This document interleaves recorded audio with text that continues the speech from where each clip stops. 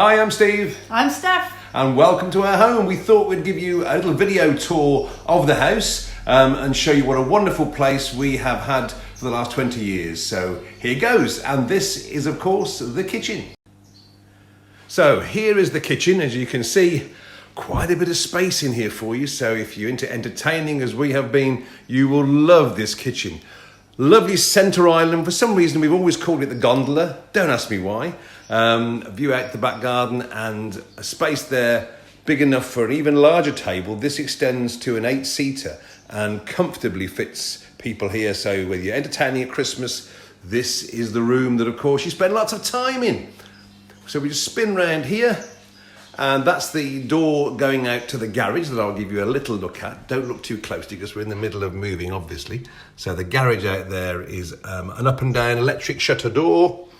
Talking about doors, behind the Welsh dresser there, you will see a door. It's not a secret door to Narnia, actually. It's a door into the other room. We'll talk about that more when we're in that room. So the kitchen, oh, there's another feature of the kitchen in here, Steph.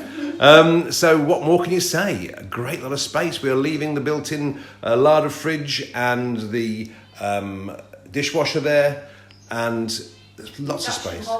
Oh, we've got an induction hob there, which is brilliant. It's as instant as gas, so you just touch it and it turns off. And of course, a double oven with the grill at the top there. So plenty of kitchen space to do all your entertaining. Now we're going to go into the hallway here and lead you through. There's one of our cats. There's Tilly there. She'll probably follow us round. Yeah. Lovely spacious hallway with a little surprise here, which is an under the stairs loo, a little toilet under the stairs there with quite a funky seat. Very colourful. Very sort of in your face sort of colours, but it's a nice little surprise there for any of your guests if they want to nip to the loo when they've been in the garden. There we go. So moving around here, we will do the master bedroom first of all.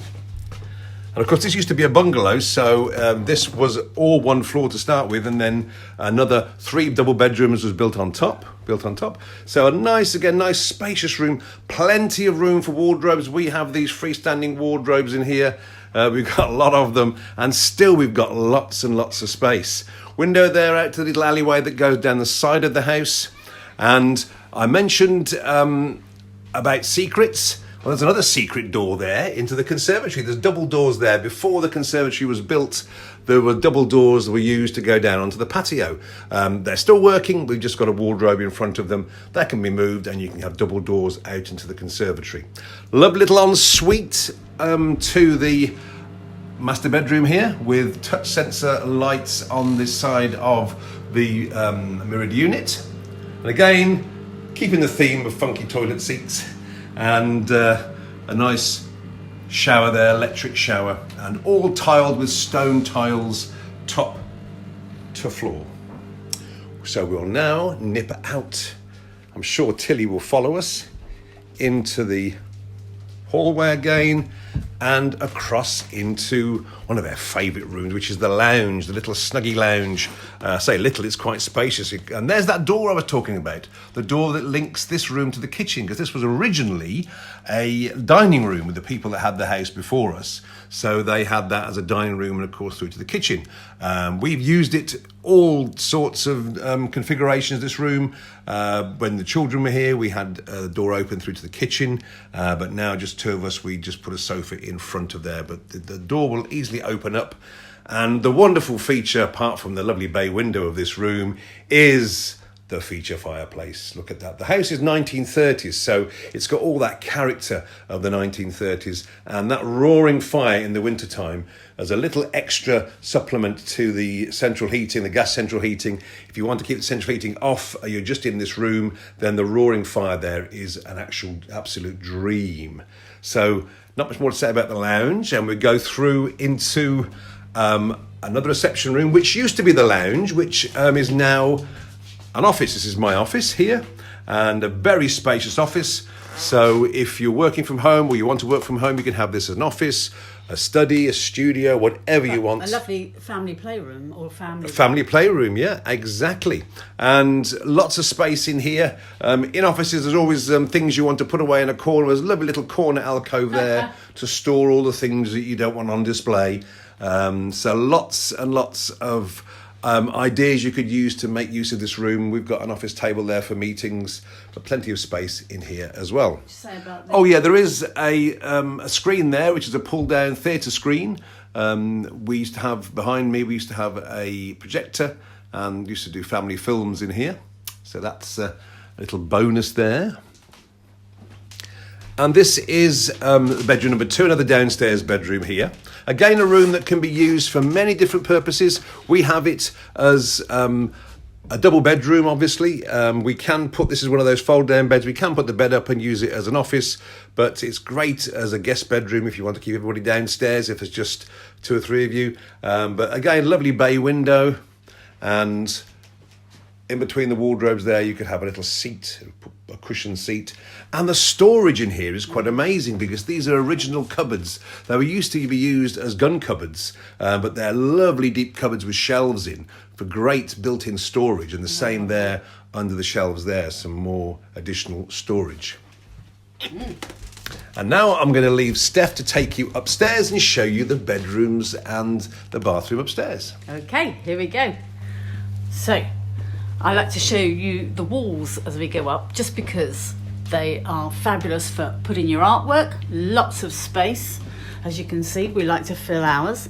But before I go actually into the bedrooms, look at this fabulous landing area. I always say I love a big landing area for either a chair to sit and read or a chaise longue, but beautiful window, light onto a great reading area. So bedroom number 3. Here we go. No cats in here, that's a surprise. Nice big double bedroom, double bed there. Swing round.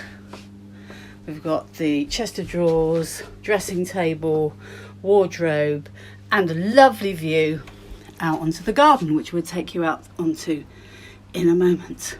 Okay. Swing across to the bathroom, which is very yellow, as you can see. Lovely and bright to wake you up in the morning. And here we go. Tiled bath area with a lovely electric shower. Swing round to the sink and the fantastic toilet seat. And a nice window for ventilation. Okay, little look down the hall there. So I've just passed the airing cupboard. We'll have a little look at the door on the way back, but here's bedroom 4.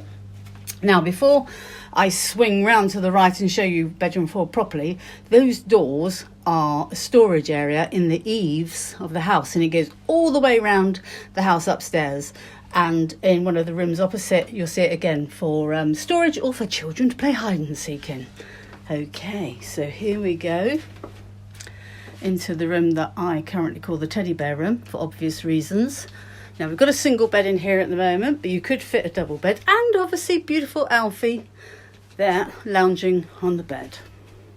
Swing round, wardrobe, chest, and then a box in the corner. Okay, and go across the landing to bedroom number 5. Okay, here we go. Bedroom number 5, another double bedroom. I love this lovely deep windowsill, which could even be a window seat with some cushions on. And if I just swing around here, you can see that lovely alcove with the bed. We've got the desk area, mirror, and I always think of this area this side as the dressing area because that's a double wardrobe behind there. Big double wardrobe. There we go. Chest of drawers, and there's that storage unit round by the eaves again, so it comes back out this side. Okay, so there we go. Swing round. Brilliant. Back out again, and we're going to go back downstairs to Steve to take you out into the garden. There we go. As you go down, you can see the lovely floor in the hallway to the front door, and we find Steve. Hello again. Right, so now we're going to take you through the kitchen and into the conservatory. First of all, before we go out into the garden, the conservatory was something that we added on, and in a moment when we're down the garden, you'll see it's the same design as the house. I deliberately designed it to match the contours of the house. So let's have a little look here. The conservatory is made of wrought iron, not plastic, so it's a solid structure on a wooden, on a brick wall. So it's almost like an orangery. And if you recall, in the master bedroom, there was the doors through into the conservatory. Well, they are behind that blind there, the double doors there. The moment, this is a little aviary for Steph's zebra and Bengalese and silver-billed finches, but lots of space in here. Wonderful tiled floor.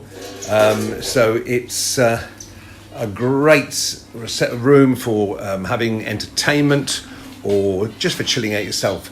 The blinds are all included as well. We've got window blinds and roof blinds, which are very important because the garden is southwest facing. So we've got a lot of sun coming in to this part of the house.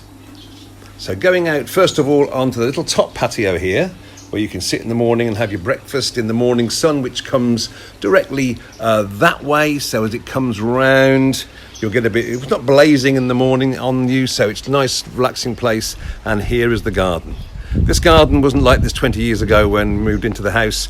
I built the whole garden myself. It was just conifers mainly and a big lawn. So all this is with my love over the last 20 odd years here. So beautiful. So let's start off over here. We've got a nice patio area, rose beds and a beech hedge that's about 80 years old there. It's a lovely beech hedge. We've got a gravelled area here that we use as a herb garden with herbs in pots. You might hear the tinkling of water from the little wildlife pond that we've got over there. You can just see it there, and there is a roped edge round the footpath through to the pond down there. So a lovely little pond there, lots of frogs and newts, no fish, frogs, newts and other wildlife in there. So we do love the wildlife in the garden here. The lawn, you might think, what a well manicured lawn.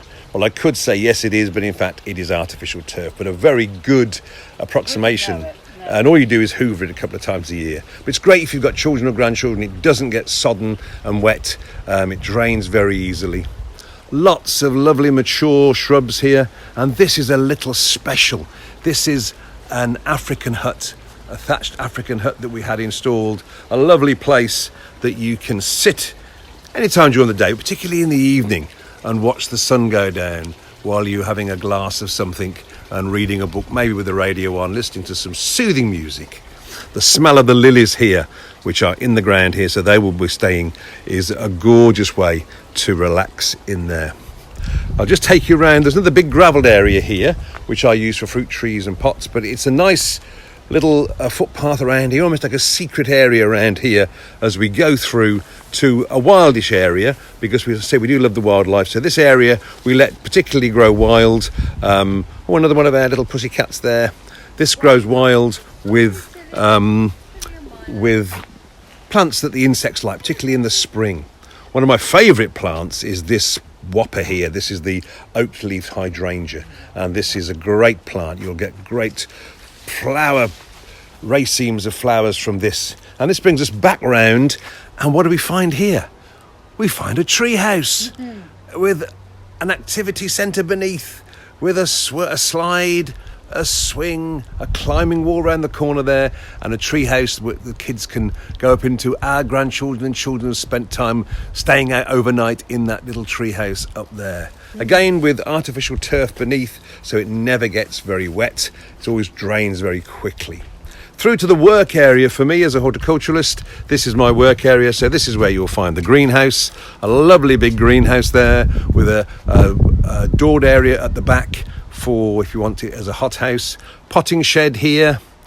The view over the playing fields beyond. All the trees around there are protected, so they can never be taken down. The area can't be ripped up for building work because of the trees. We've got the raised beds here for growing vegetables. And lastly, before I hand back to Steph, we've got a workshop. It gets better.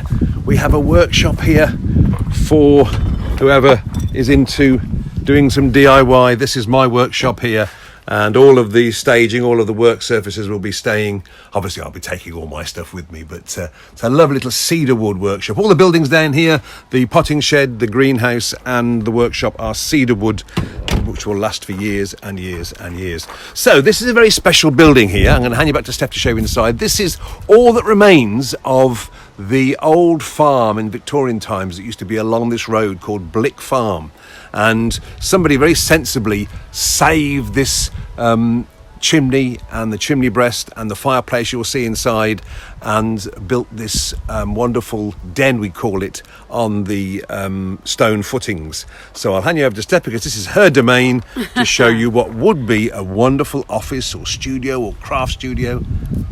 Yes, whichever you want to do. Now, I use it as a craft studio, but before we go back inside, I'm just going to show you the outside here of the windows and just a little bit into the eaves there, because if you love wildlife, we get some wonderful nesting birds even in that little area there, which is gorgeous to see the little fledglings come out in the spring.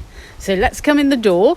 Before I go in, let's just come back so you can see the joys of that. It's just a beautiful building, great door as Steve opens up.